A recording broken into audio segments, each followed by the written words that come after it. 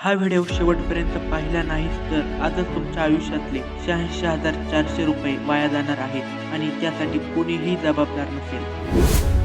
मित्रांनो, मला एक प्रामाणिक प्रश्न विचारायचा आहे. समजा आज सकाळी उठल्यावर तुमच्या बँक खात्यात अचानक 86,400 रुपये जमा झाले आणि बँकेकडून तुम्हाला स्पष्ट सांगितलं गेलं की आज रात्री 12 वाजता तुमचं खातं बंद होणार आहे आणि उरलेले सगळे पैसे कायमचे नष्ट होतील.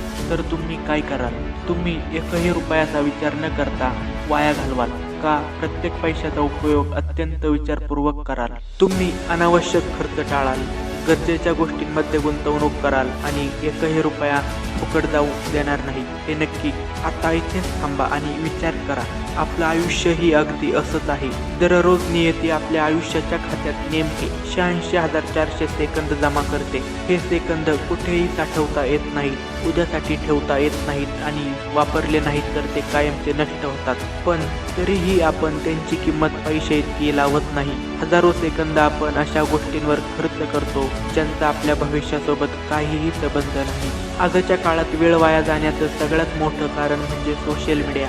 आपण म्हणतो फक्त 5 मिनिट फोन पाहतो, पण त्या 5 मिनिटाचं 5 तास कधी होतात हे कळतही नाही. त्यावेळेत आपण दुसऱ्याचं आयुष्य पाहतो, तुलना करतो आणि शेवटी स्वतःबद्दल असमाधान घेऊन बाहेर पडतो. प्रश्न हा नाही की सोशल मीडिया वाईट आहे, प्रश्न हा आहे की आपण त्याला आपला किती वेळ देतो.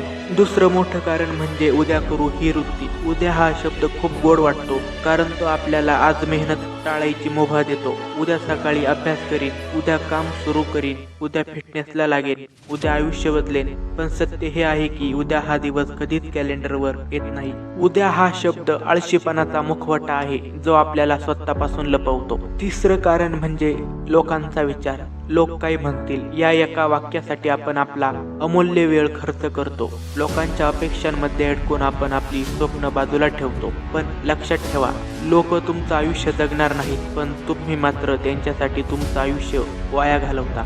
एक गोष्ट कायम लक्षात ठेवा, घड्याळ धावत नाही, तुमचं आयुष्य संपत चाललंय. गेलेला पैसा परत येईल, गेलेली माणसं कदाचित परत येतील, पण गेलेला 1 सेकंदही कधीच परत येणार नाही. वेळेची खरी किंमत आपल्याला तेव्हाच कळते जेव्हा ती हातातून निसटलेली असते. तुम्हाला वेळेची किंमत जाणून घ्यायची असेल तर एका वर्षाची किंमत त्या विद्यार्थ्याला विचारा जो फक्त थोड्याशा दुर्लक्षामुळे परीक्षेत नापास झाला आहे. त्याला कळतं की वर्ष वाया जाणं म्हणजे आयुष्य मागे जाणं. एका महिन्याची किंमत त्या आईला विचारा जिने वेळेआधी बाळाला जन्म दिला आहे. तिच्यासाठी प्रत्येक दिवस, प्रत्येक तास, प्रत्येक मिनिट किती महत्त्वाचं असतं हे तीच सांगू शकते.